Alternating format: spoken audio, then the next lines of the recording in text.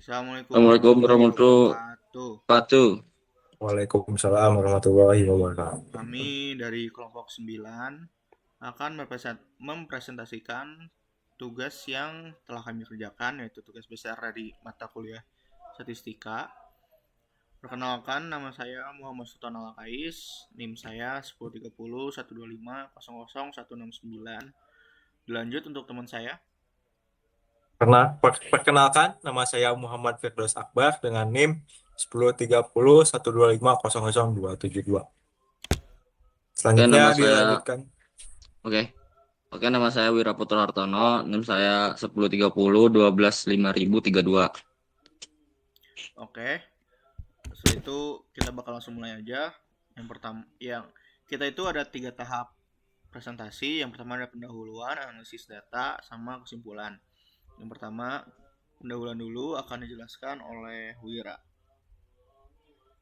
Oke, yang di sini yang pertama ada pendahuluan.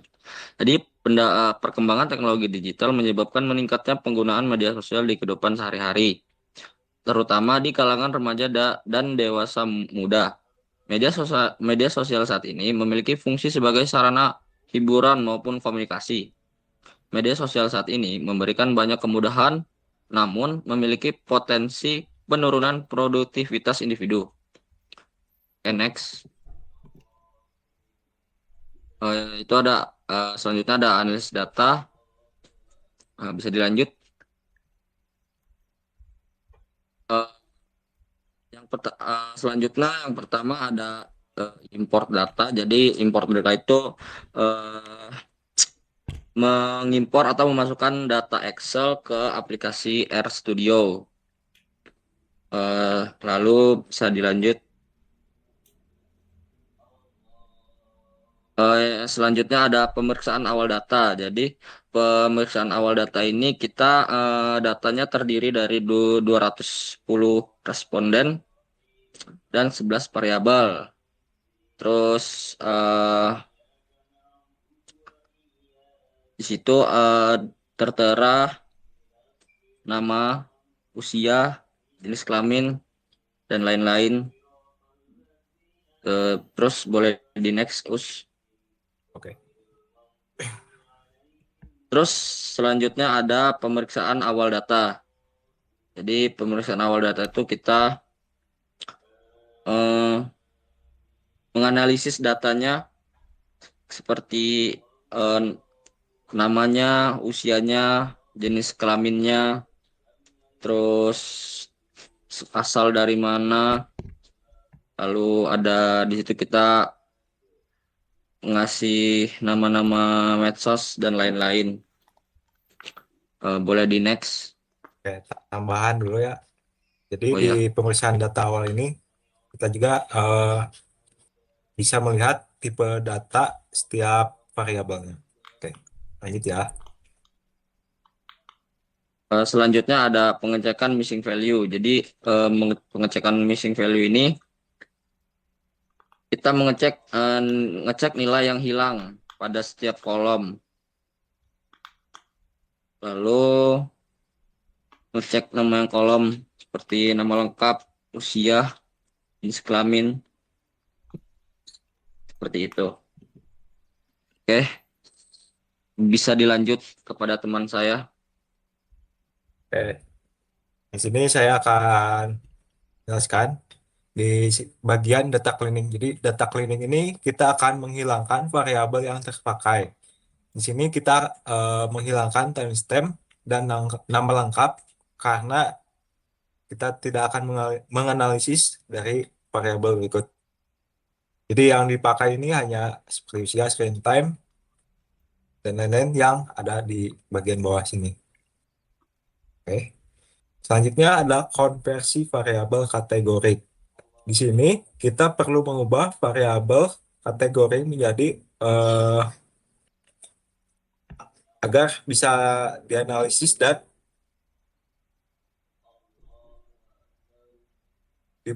dibuat seperti scatter plot dan lainnya. Dan yang diubah eh, menjadi variabel Faktor. kategorinya atau difaktorkannya itu ada jenis kelamin, tingkat pendidikan, dan tipe medsosnya. Lanjut.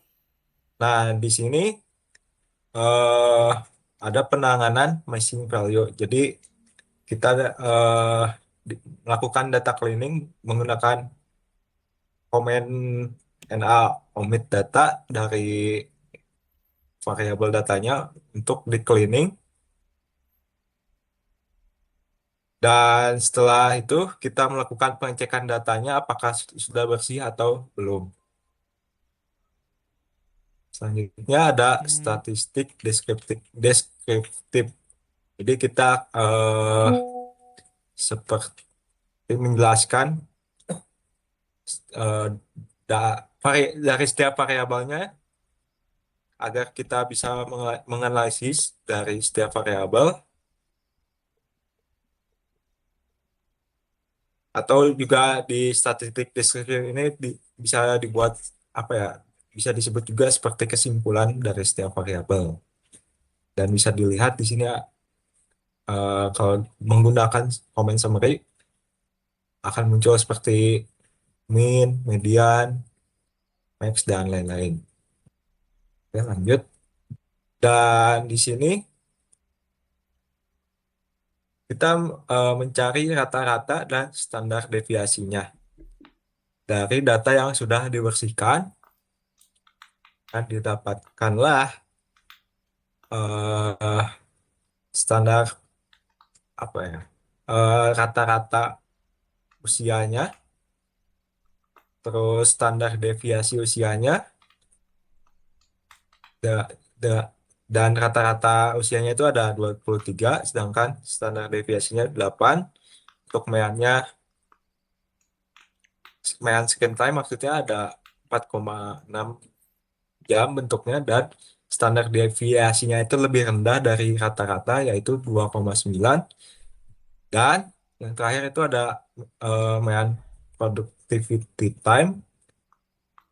Di rata-rata orang produktif dalam seharinya itu sekitar 5,18 jam, dan standar deviasinya itu ada 3,9. 3,09. Selanjutnya, di sini ada distribusi variabel kategorik.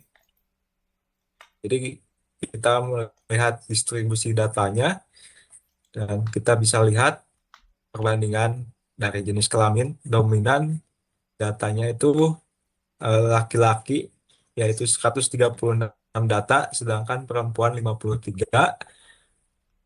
Dan eh, kita melihat distribusi data dari tingkat pendidikan. Yang bekerja jumlahnya 57, dan yang dominan di sini adalah eh,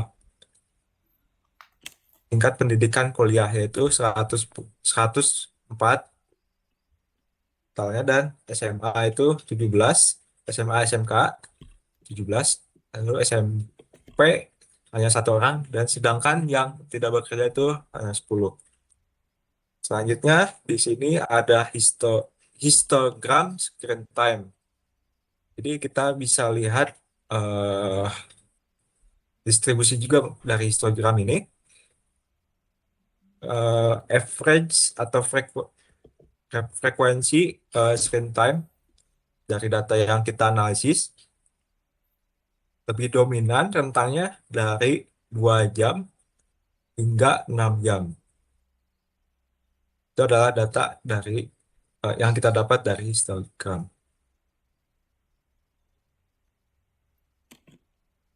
Oke, selanjutnya di sini kita bisa lihat eh, box plot screen time-nya. Dan kita bisa lihat juga apa ya, median eh, screen time perharinya dari Blogspot ini, yaitu dari sekitar 2 hingga 6 jam.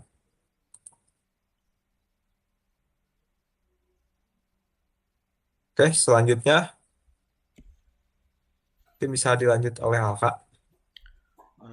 Boleh ke saya sebelumnya nggak mau nambahin? Boleh. Sebelumnya lagi berarti. Udah ini udah benar. Untuk box plot screen time ini digunakan untuk mengidentifikasi sebaran data dan outlier. Pada grafik ini terlihat adanya beberapa outlier di bagian atas, yaitu tuh yang di apa? Yang pagar atas di situ ada titik-titik itu. Nah, itu outliernya yang menunjukkan responden dengan durasi penggunaan media sosial yang sangat tinggi. Lanjut.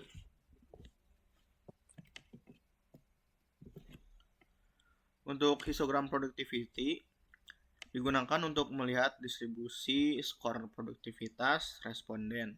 Hasilnya menunjukkan bahwa sebagian besar responden memiliki skor produktivitas pada nilai yang relatif tinggi. Lanjut.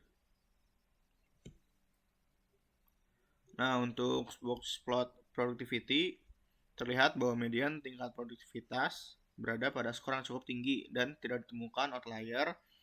Hal ini menunjukkan bahwa sebaran data produktivitas relatif stabil. Lanjut. Untuk scatter plot screen time dan productivity, scatter plot ini digunakan untuk melihat hubungan antara screen time dan produktivitas. Terlihat dari grafik tersebut, foto di kanan itu, terlihat bahwa pola hubungan tidak membentuk garis yang jelas, namun terdapat kecenderungan hubungan negatif yang sangat lemah. Lanjut.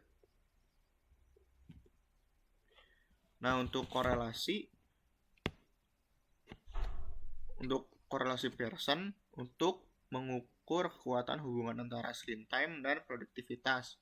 Hasil korelasi menunjukkan nilai negatif yang sangat lemah dan tidak signifikan secara statistik. Lanjut. Sekarang model regresi linear. Pada tahap terakhir analisis data, dilakukan regresi linear sederhana dengan screen time sebagai variabel bebas dan productivity sebagai variabel terikat. Hasil regresi ini menunjukkan bahwa pengaruh screen time terhadap produktivitas tidak signifikan secara statistik, sehingga screen time bukan faktor utama yang memengaruhi produktivitas responden. Lanjut. Nah, untuk kesimpulan, berdasarkan analisis data yang saya jelaskan tadi, dapat disimpulkan bahwa meskipun terdapat kecenderungan hubungan negatif antara screen time dan produktivitas, pengaruh tersebut tidak signifikan secara statistik. Oke, itu saja presentasi dari kelompok kami untuk matkul statistika ini. Terima kasih sudah menonton atau mendengarkan. Wassalamualaikum warahmatullahi wabarakatuh. Waalaikumsalam warahmatullahi wabarakatuh.